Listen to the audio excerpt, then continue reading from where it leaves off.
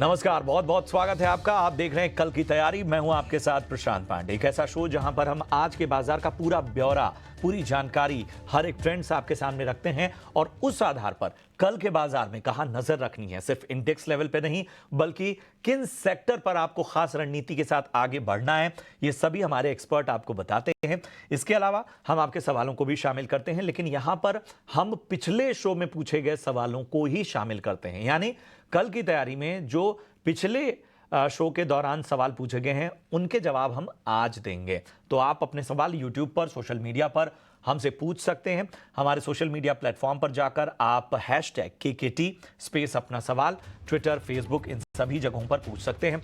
इसके अलावा एक नंबर आपके स्क्रीन पर ऊपर की तरफ टॉप में फ्लैश होता रहेगा, वहां पर भी आप अपने सवाल पूछ सकते हैं।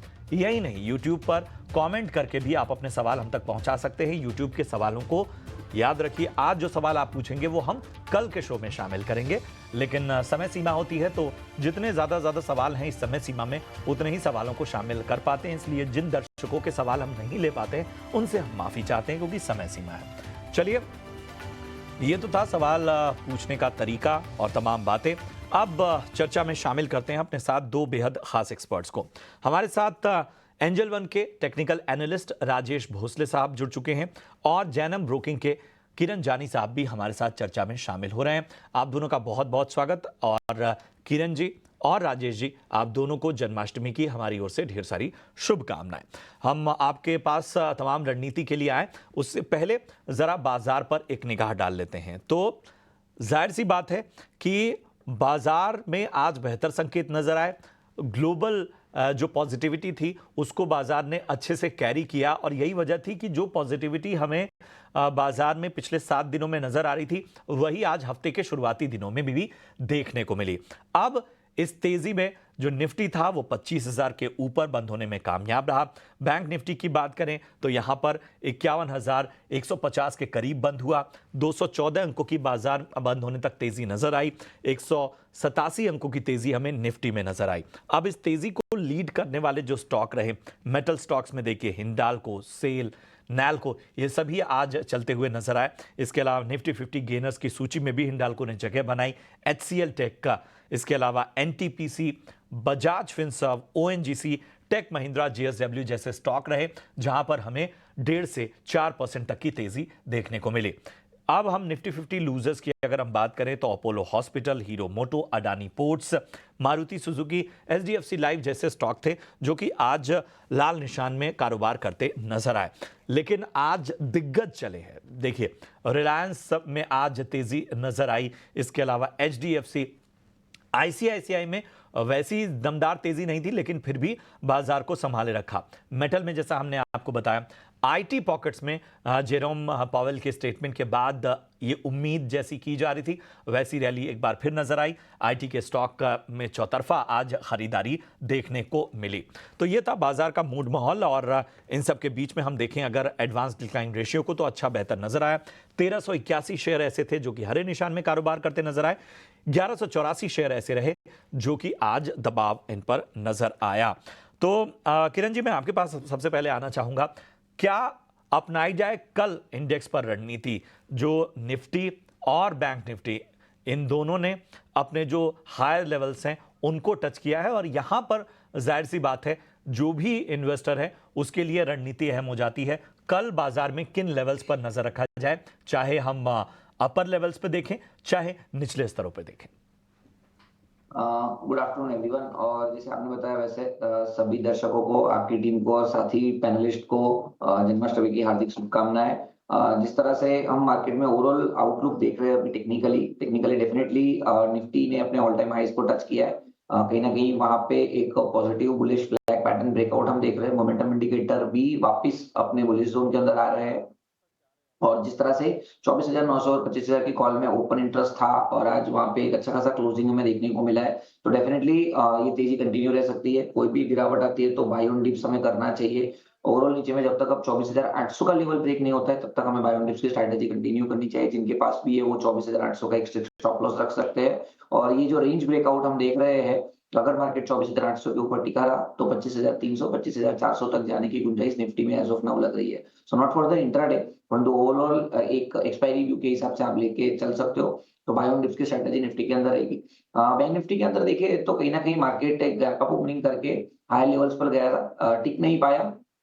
51,300 के आसपास के हाई बना के वापस मार्केट नीचे आया है। लेकिन कहीं न कहीं 51,200 और 51,000 ये जो ₹200 की क्लस्टर रेजिस्टेंस था उसके आसपास ही उसकी क्लोजिंग है। तो कल के दिन को हमको देखना रहेगा, अगर 51,000 ब्रेक नहीं होता है तो डेफिनिटली करंट मार्केट प्राइस से या कोई भी 51,000 तक के गिरावट पे हमें बाय करना चाहिए। एक स्ट्रिक्ट स्टॉप लॉस जो हमें रखना है वो 50,200 का 50,800 का रखना है, सॉरी। अगर 50,800 का लेवल ब्रेक नहीं होता है तो आप बाय ऑन डिप्स कीजिए, और ऊपर में कहीं न कहीं हम 51,500 से लेके 600 तक की रेंज देख सकते हैं। As of now Nifty, bank Nifty दोनों के अंदर because of IT and pharma हमें निफ्टी आउट परफॉर्मेंस देखने को मिल रहा है। तो इस आउट परफॉर्म को कैच करने के लिए निफ्टी में आने वाले समय में अच्छी तेजी देख सकते हैं। तो 50,800 की स्टॉप लॉस से आप एग्रेसिव बाइंग भी बैंक निफ्टी में कर सकते हैं। ठीक है, तो ये तो थी इंडेक्स पर रणनीति। राजेश जी, मैं आपके पास आना चाहूंगा। कल अगर खास सेक्टर्स पर फोकस करना हो तो कहां पर नजर रखनी चाहिए? डेफिनेटली मेटल्स और आईटी काफ़ी अच्छे मोमेंटम में है। मेटल्स लास्ट वीक से मोमेंटम में था, बट आज जो ब्रॉड बेस्ड बाइंग देखने को मिला है मेटल्स में, तो एक्सपेक्ट कर सकते हैं ये जो रन है आने वाले सेशंस में भी देखने को मिल सकता है। स्टॉक जैसे हिंडाल्को है, जिंदाल स्टील है, जेएसडब्ल्यू स्टील है, काफ़ी अच्छे एक रेंज से बाहर निकल रहे हैं। तो एक्सपेक्ट करें मेटल इंडेक्स जो है आने वाले हफ्तों में एक आउट परफॉर्मर रह सकता है। तो कोई भी डिप मिलता है कल मॉर्निंग में, तो उस डिप में निफ्टी मेटल काउंटर्स को आप ऐड कर सकते हैं। तो ये है रणनीति। आईटी और मेटल पर निगाह बनाए रखिए, खास रणनीति आपको राजेश जी ने सुझाई। चलिए अब आपके सवालों को फटाफट से शामिल करते हैं। कोमल का सवाल लेते हैं। आरवीएनएल पे राय इनको चाहिए। 632 के स्तर पे इन्होंने रेल विकास निगम लिमिटेड में एंट्री की हुई है। नुकसान जाहिर सी बात है यहां पर होता हुआ, हालांकि शेयरों की संख्या कम है, 20 ही शेयर इनके पास हैं, तो नुकसान उतना हावी नहीं होता हुआ। चलिए इस पर एक राय देने की कोशिश करते हैं। बताएं किरण जी, आरवीएनएल 632 की बाइंग है, क्या करना चाहिए? सो आरबीएनएल की बात की जाए तो रेल टेल इनफैक्ट दोनों में एक फ्रेश ब्रेकआउट हमें देखने को मिल रहा है। तो आरबीएनएल अगर उनके पास पड़ा है तो मेरे हिसाब से डेफिनेटली इनको होल्ड रखना चाहिए। डेली चार्ट के ऊपर एक फॉलिंग ट्रेंड लाइन ब्रेकआउट देखने को मिल रहा है, 20 डेज मूविंग एवरेज के ऊपर वापस आया है। नो डाउट पिछले 2 दिन से हम देख रहे हैं कि मार्केट में हायर लेवल्स को सस्टेन नहीं कर रहे, लेकिन ओवरऑल चार्ट पैटर्न काफी बुलिश है। तो करंट मार्केट प्राइस से उनको लॉन्ग करना, मतलब होल्ड करना चाहिए। एक जो स्ट्रिक्ट स्टॉप लॉस हमें मेंटेन करना है वो 560 का मेंटेन करना है। अगर 560 का लेवल ब्रेक नहीं होता है तो there are very good chances कि हम 620 तक की रेंज यहाँ पे देख सकते हैं। तो डेफिनेटली मेरे हिसाब से लॉन्ग करके जाना चाहिए। लॉन्ग करके जाइए, थोड़ा होल्ड कीजिए। यहां पर कौशल सोनी का सवाल लेते हैं। इमामी लिमिटेड पे इन्हें राय चाहिए। 804 की इनकी बाइंग है और इनके बाइंग प्राइस से ऊपर है ये स्टॉक, और आज भी हमने देखा 1.25% की तेजी नजर आई है। लेकिन पिछले 5 ट्रेडिंग सेशन में जो तेजी है वो बहुत बेहतर नहीं है। समझ लीजिए कि आज की ही तेजी जो है उसको लीड करता हुआ। लेकिन पिछले 1 महीने का अगर हम रैली देखें, पिछले 6 महीने की रैली देखें, तो जाहिर सी बात है पोटेंशियल एफएमसीजी स्टॉक है। 6 महीने में लगभग 74% का रिटर्न इसने दिया हुआ है। हालांकि पिछले 1 मंथ से थोड़ी सी जो तेजी है वो उस लेवल पे नजर नहीं आ रही, फिर भी इनके बाइंग प्राइस से ऊपर है ये स्टॉक का। बताएं राजेश जी, क्या करना चाहिए इमामी लिमिटेड में? देखिए, इमामी लिमिटेड का अगर चार्ट स्ट्रक्चर देखें तो इस क्वार्टर में और उसके पहले भी काफी अच्छा शानदार मूवमेंट हमें इस स्टॉक में देखने को मिला है। 450-500 के आसपास ये स्टॉक ट्रेड कर रहा था एंड वहां से 800 हो गया है। तो डेफिनेटली इंडिकेटर्स थोड़े से ओवरबॉट है। इसके लिए इस अगस्त मंथ में हमने एक प्राइस वाइज और टाइम वाइज कंसोलिडेशन देखने को मिला है, बट डेफिनेटली एक काफी हेल्दी चार्ट स्ट्रक्चर है और ये भी करेक्शन है वो एक हेल्दी माना जा सकता है। आने वाले सेशंस में एक्सपेक्ट कर सकते हैं एक रेंज ब्रेकआउट आ सकता है इस स्टॉक में, और जो प्राइमरी अप ट्रेंड है वो वापस 950 980 लेवल्स तक लेके जा सकता है। अभी फिलहाल जो सपोर्ट है वो 750 पे बन रहा है, तो 750 के स्टॉप लॉस से होल्ड बना जा सकता है और 1000 के अपसाइड में टारगेट एक्सपेक्ट कर सकते हैं। ठीक है, तो यहां पर पॉजिटिव मोमेंटम आने वाले वक्त में बन सकता है। यहां पर होल्ड करने की आपको सलाह। मुदस्सर अहमद साहब का सवाल लेते हैं। हिंदुस्तान जिंक पर राय जानना चाहते हैं। 600 की इनकी खरीद है, फिलहाल 528 के स्तर पे ये स्टॉक, और इनको लगभग 14,000 से ज़्यादा का नुकसान यहाँ पर झेलना पड़ रहा है। आज हालांकि हमने देखा कि 3.25% की हिंदुस्तान जिंक में तेज़ी नजर आई। पिछले 5 ट्रेडिंग सेशन में 6% चला है ये स्टॉक। एक महीने की अगर हम बात करें तो नेगेटिव ट्रेंड्स नज़र आए हैं और ऊपरी स्तरों पर इनकी बाइंग है, यहीं से फिसलता हुआ ये स्टॉक नज़र आया। हालांकि पिछले कुछ दिनों की जो तेज़ी है क्या इनके लेवल्स पर ले जा सकती है 600 के स्तर पे? बताएं किरण जी, हिंदुस्तान जिंक 600 का स्तर कब तक आ सकता है? तो हिंदुस्तान जिंक की अगर हम बात करें तो बिकॉज ऑफ जो सिल्वर के अंदर एक कस्टम ड्यूटी की न्यूज आई थी, उसके चलते हुए सिल्वर में बिकॉज ऑफ दैट सिल्वर भी टूटा और कहीं ना कहीं हिंदुस्तान जिंक इज द, अगर आप इंडिया की बात करें तो नंबर 1 है जो सिल्वर प्रोडक्शन के अंदर है। अब कहीं ना कहीं जिस तरह से मेटल के अंदर एक वापस तेजी आई है, हिंदुस्तान जिंक में वो टेलविंड है। और अगर आप इंटरनेशनल प्राइसेस देखोगे तो वहां पे भी सिल्वर में अपने सपोर्ट के आसपास है। तो अगर वहां से कुछ तेजी आ सकती है तो डेफिनेटली यहाँ पे हिंदुस्तान जिंक के ऊपर वो एक टेलविंड्स रहेगा। अगर आप डेली चार्ट या तो वीकली चार्ट देखोगे तो कहीं न कहीं एक बढ़िया सपोर्ट स्टॉक में 480 से लेके 500 के बीच में, वहीं से स्टॉक ने सपोर्ट लिया है। अभी 530 के आसपास ट्रेड कर रहा है। No doubt stock 20, 50 and 100 days moving average के नीचे ट्रेड कर रहा है, लेकिन पिछले 5 दिन का ही रेंज ब्रेकआउट हमें देखने को मिल रही है और जो वॉल्यूम्स है वो एवरेज 20 डेज के वॉल्यूम के ऊपर हो रहे हैं। तो डेफिनिटली मेरे हिसाब से हमको होल्ड रखना चाहिए। एक स्ट्रिक्ट स्टॉप लॉस आप 500 का मेंटेन कीजिए। अगर 500 का लेवल अब की बार ब्रेक नहीं होता है तो there are very good chances 600 तक की आप रेंज दे सकते हो। तो डेफिनेटली आप 600 के रेंज के लिए आप होल्ड रख सकते हैं 580 के स्टॉप 500 के स्टॉप लॉस के साथ। ठीक है, स्टॉप लॉस का विशेष रूप से ध्यान रखिए और होल्ड करने की आपको सलाह यहां पर मिलती हुई। चलिए, हम इतने ही सवालों को आज शामिल कर पाएंगे और आने वाले शोज में हम और भी सवालों को शामिल करेंगे। और इन सब के बीच में अपने दोनों एक्सपर्ट से हम कहेंगे कि हमारे साथ बने रहें। एक खास मैनेजमेंट हमारे साथ जुड़ रहा है, उनसे चर्चा के बाद हम अपने गेस्ट के पास दोबारा लौटेंगे। तो रेलवे में हाल के ऑर्डर, योजनाओं और आउटलुक पर खास चर्चा के लिए हमारे साथ जुपिटर वैगन्स के एमडी विवेक लोहिया साहब जुड़ चुके हैं। विवेक जी, बहुत बहुत स्वागत आपका और हमें समय देने के लिए बहुत बहुत धन्यवाद। हमें सबसे पहले ये बताइए कि सरकार का जो फोकस है वो पैसेंजर ट्रेन्स पर है। हम अपग्रेड भी देख रहे हैं, बड़े बड़े ऑर्डर और टेंडर की एक तरह से लगातार खबरें भी आती हैं। कितना महत्वपूर्ण है ये कारोबार के लिए, इंडस्ट्री के लिए? और जरा डिमांड आउटलुक भी बताएं, इन ऑर्डर्स के मायने क्या है? Thank you. देखिए, रेलवे में हमें एक्सपेक्टेशन है कि रेलवे का जो प्रोक्योरमेंट है वो काफ़ी बॉयंट रहेगा। और अगर आप देखें तो रेलवे का जो रेवेन्यू ग्रोथ है पैसेंजर फ्रेट में वो काफ़ी स्ट्रॉन्ग रहा है, both in terms of overall numbers अगर आप देखें, और दूसरा अगर टोटल ओवरऑल लोडिंग भी अगर देखें तो। सो अगेन कितना ये नंबर होगा वो कहना बहुत मुश्किल है, बट हाँ, हमें काफ़ी उम्मीद है कि रेलवे और रेलवे ने ये पहले भी कहा है कि वो अपना जो प्रोक्योरमेंट है वो काफ़ी स्ट्रॉन्ग रखेंगे। तो हमें उम्मीद है कि काफ़ी रेलवे आने वाले समय में उनका प्रोक्योरमेंट काफ़ी बड़ा रहेगा। जी, बहुत बेहतर। अब हमें ज़रा ये बताइए, क्योंकि आपकी कंपनी का जो 80% जो आय है वो वैगन सेगमेंट से आती है। अब इसमें अगर हम फोकस देखें कंपनी का तो वो कहाँ ज़्यादा नज़र आ रहा है? पैसेंजर और फ्रेट रोलिंग जो है, इन दोनों के बारे में ज़रा नज़रिया दीजिए। देखिए, आज के दिन जो हमारा फोकस है वो ज़्यादा फ्रेट की तरफ ही है, क्योंकि हम एक्सपेक्ट कर रहे हैं कि वहीं डिमांड काफ़ी स्ट्रॉन्ग रहेगा। पैसेंजर में जो हमारा फोकस है मेनली कंपोनेंट लेवल में है, बिकॉज़ वहाँ जो है काफ़ी बड़ा डिमांड है एंड काफ़ी बड़ा गैप है। अभी रिसेंटली हमने वो बोनाट्रांस जो विश्व की सबसे वन ऑफ द बिगेस्ट जो व्हील मैन्युफैक्चरिंग कंपनी है, उनका इंडियन बिजनेस हमने अभी जस्ट एक्वायर किया है और उसमें हम काफ़ी बड़ा इन्वेस्टमेंट कर रहे हैं।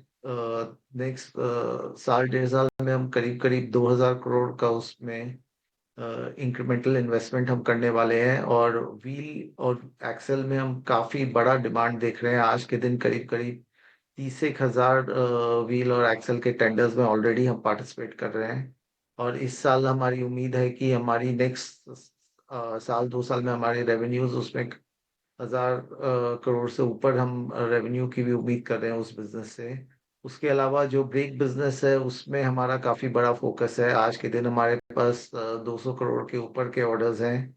प्लस इस साल रेलवे करीब 5 से 6 हजार कोचेस के टेंडर्स निकालने वाले हैं ब्रेक सिस्टम के लिए, तो उसमें भी हमारी काफी बड़ी ऑर्डर बुक की हमारी उम्मीद है। सो पैसेंजर साइड में आई थिंक ब्रेक सिस्टम और मेनली व्हील सेट्स, यही दो जगह हमारा मेन फोकस रहेगा आगे जाकर। बहुत बेहतर। अब हमें ज़रा अपनी क्षमता के बारे में बताइए कि वैगन्स पर मंथ अगर हम देखें तो किस तरह की वैगन कैपेसिटी फ़िलहाल है, और FY25 के लिए किस तरह के सेल्स के आप टारगेट देख रहे हैं, किस तरह के लक्ष्य आप आने वाले वक्त में देख रहे हैं? 2025 में जो हमारा टारगेट है कि हम करीब 10,000 वैगन की डिलीवरीज देना चाहते हैं, बोथ इंडियन रेलवेज को और जो हमारे प्राइवेट कस्टमर्स हैं। और हम काफी कॉन्फिडेंट है वो टारगेट अचीव करने के लिए। Q1 में थोड़ा सा बिकॉज इलेक्शन के कारण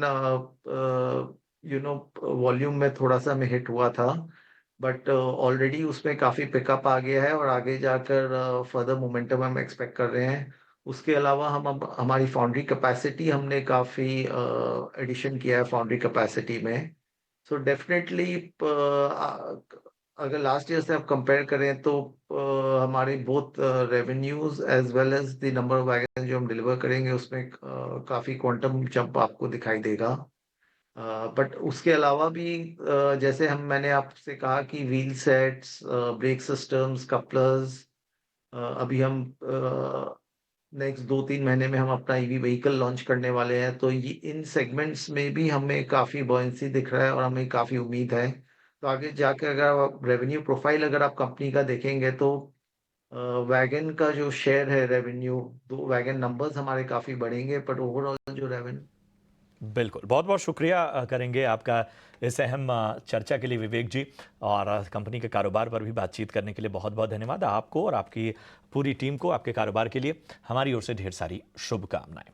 चलिए, तो ये था जुपिटर वैगन का मैनेजमेंट। तमाम पहलुओं पर हमने बातचीत की। अब शो के आखिर में आ चुके हम, अब लेकर आएंगे VIP शेयर्स।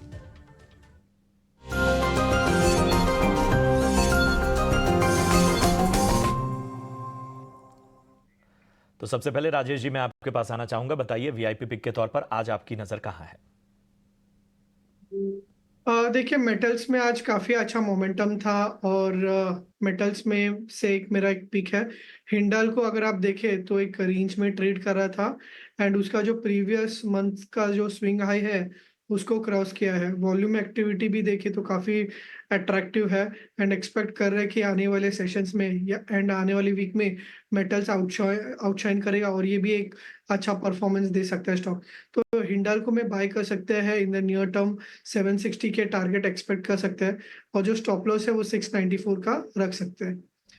मेरा जो दूसरा पिक है वो है टाइटन पे। टाइटन पे अगर आप देखें तो रिसेंट में एक प्राइस करेक्शन देखने को मिला था, बट अभी फिलहाल एक रेंज से निकल रहा है स्टॉक। और ये जो स्टॉक है काफी मोमेंटम के लिए जाना जाता है। जब भी एक रेंज से मूव करता है तो ये अच्छा शानदार रिटर्न्स देखने को मिलता है। तो टाइटन में भी बाय कर सकते हैं नियर टर्म में। 3780 के जो है आपके टारगेट्स देखने को मिल सकते हैं, और जो इसका स्टॉप लॉस होगा वो होगा 3565 का। ठीक है, तो टाइटन और हिंडाल को पसंद आता हुआ इस वक्त राजेश जी को। बताएं किरण जी, आपके रडार पे कौन से स्टॉक हैं? सो माई ट्रेड पे दो स्टॉक है। कहीं ना कहीं हम दोनों लार्ज कैप की तरफ ही जा रहे हैं। तो पहला जो स्टॉक है वो पावर सेक्टर की तरफ है, कोल इंडिया। कोल इंडिया में अगर आप देखोगे तो स्टॉक्स में एक इंपॉर्टेंट हाईज हमने देखे थे कि 535 530 के बने थे। उसके बाद स्टॉक कंसोलिडेशन के जोन में था, अब वापस उस कंसोलिडेशन से ब्रेकआउट हमें देखने को मिला है। आज उस कंसोलिडेशन का रीटेस्टिंग भी हुआ है। 535 के आसपास की क्लोजिंग है। हम लॉन्ग करके जाएंगे। 560 के टारगेट एक दो दिन में आ सकते हैं। 530 का एज अ स्टॉप लॉस हम मेंटेन करेंगे। तो कोल इंडिया हमारा पहला बाय रहेगा। दूसरा एफएमसीजी के अंदर से हम आईटीसी दे रहे हैं। आईटीसी में भी अगर आप डेली चार्ट पे देखोगे तो एक असेंडिंग ट्रायंगल पैटर्न ब्रेकआउट देखने को मिल रहा है। मोमेंटम इंडिकेटर भी बुलिश जोन के अंदर है। तो लग रहा है कि आईटीसी में भी यहाँ से एक अच्छा खासा वो आ सकता है। तो 505 के आसपास की क्लोजिंग है, हम लॉन्ग करके जाएँगे। 520 एज़ अ टारगेट हमें मेंटेन करना है, 494 एज़ अ स्टॉप लॉस हम मेंटेन करेंगे। तो कहीं न कहीं कोल इंडिया एंड आईटीसी ये 2 हमारे प्रेफर्ड पिक रहेंगे। बिल्कुल।